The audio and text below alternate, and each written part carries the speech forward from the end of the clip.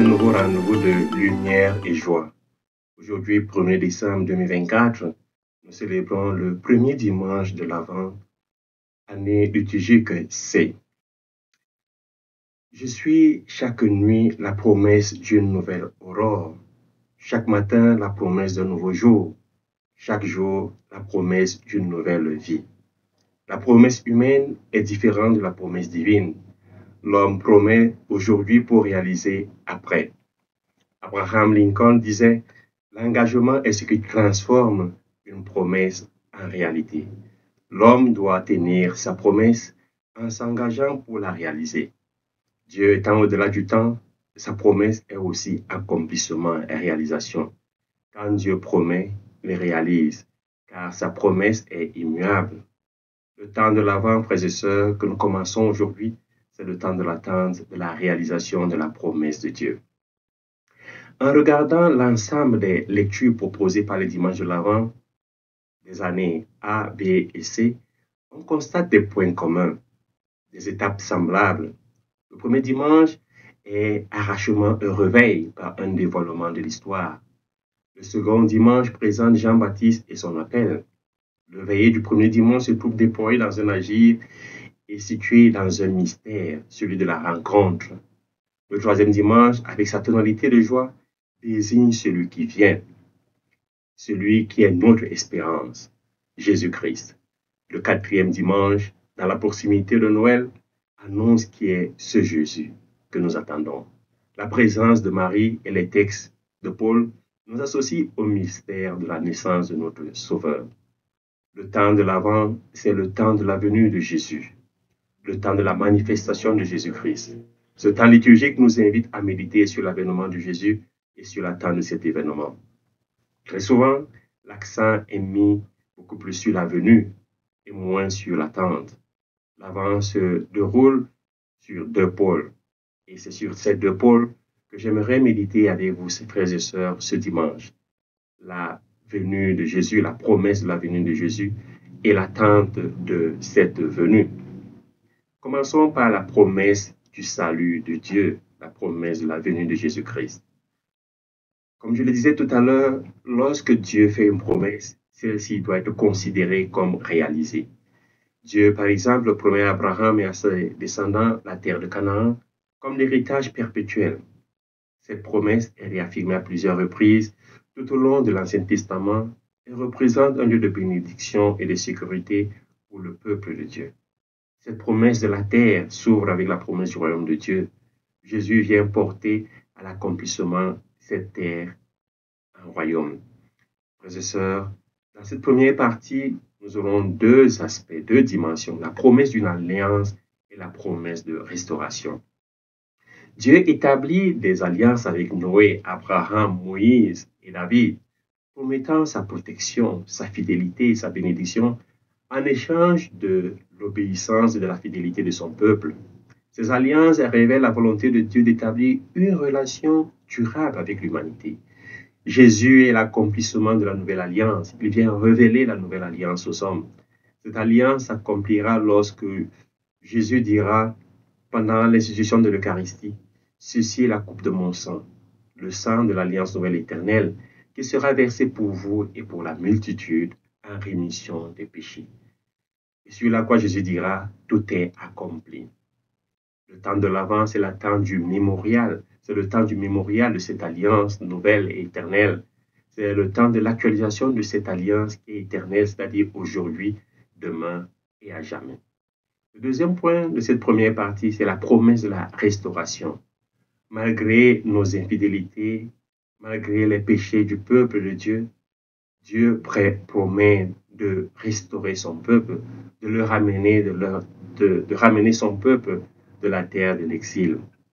Cette promesse souligne la miséricorde et la compassion de Dieu, ainsi que son désir de pardonner et de rétablir son peuple dans l'unité, dans la communion avec lui.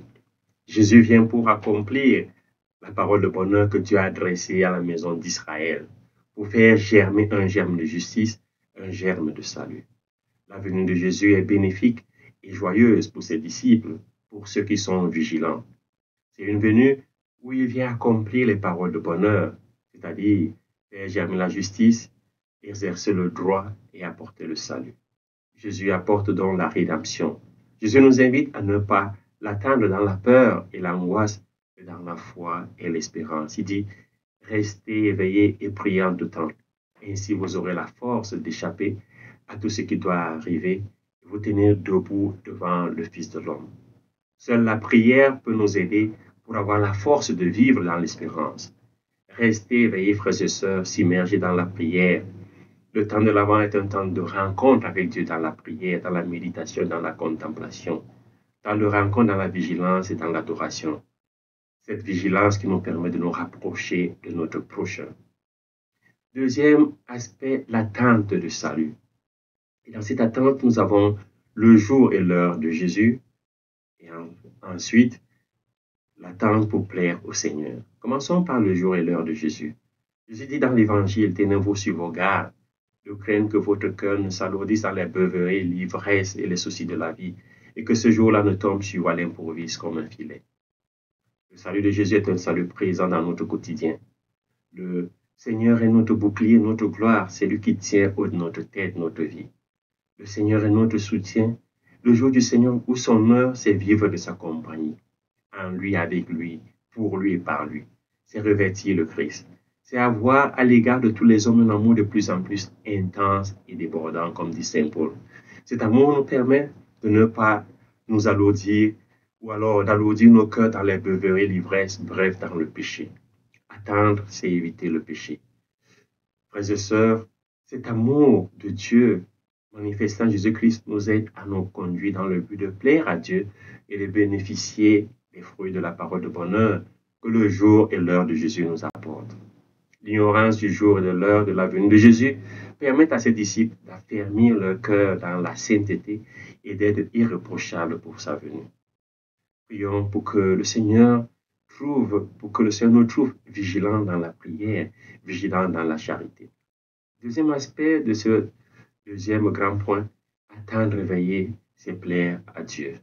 Jésus nous dit, tenez-vous sur vos gardes, parce que lui-même, il a vécu dans l'attente de l'événement de la croix, qui est l'événement de notre salut, un événement joyeux, car c'est l'événement de la victoire de Dieu sur le mal, de la victoire du bien sur le péché, de la victoire de la lumière sur les ténèbres. Au Gethsémani, Jésus a veillé dans la prière, dans la communion avec le Père, en s'abandonnant à la volonté du Père, en compagnie de ses disciples. Saint Paul invite les chrétiens à mener une vie qui plaise à Dieu pour être irréprochable en sainteté lors de la venue de Jésus. Une vie de justice et d'humilité. Une vie de prière et de charité. Celui qui attend ne tombe pas dans l'ivresse, la débauche, la luxure, ni dans le péché. Le temps de l'Avent nous aide à vivre cette invitation, à attendre, veiller, à prendre conscience de la présence de Dieu dans notre vie. Dieu présent dans mon temps, Dieu présent dans mon histoire, Dieu présent dans ma vie. Un temps sans Dieu est un temps hors de l'histoire, c'est un temps inutile, nul et annulé. Se tenir prêt pour le jour du Seigneur, c'est accueillir la présence de Dieu dans ma vie et vivre pour lui, avec lui, en lui et par lui. Un chauffeur de bus de ligne a parcouru près de 325 000 km sans faire le moindre accident. Lorsqu'on lui a demandé quel était son secret, il a répondu, il faut tout simplement respecter les règles, le code de la route, avec un peu de prudence. Oui, frères et sœurs, l'exemple de ce chauffeur nous invite à nous tenir sur nos gardes, à rester vigilants et à prier en tout temps. Le temps de l'Avent et la vie en général, c'est le temps d'être sur ses gardes, en respectant les règles de la vigilance et de la prière, en respectant la règle de la compassion, de la communion avec les frères, surtout les plus pauvres. C'est le temps de la vigilance, dans la charité, dans la compassion et dans l'amour. L'amour de Dieu et l'amour du prochain. Bon dimanche, loué soit Jésus-Christ. Je vous souhaite un fructueux temps d'Avent. Que Dieu vous bénisse.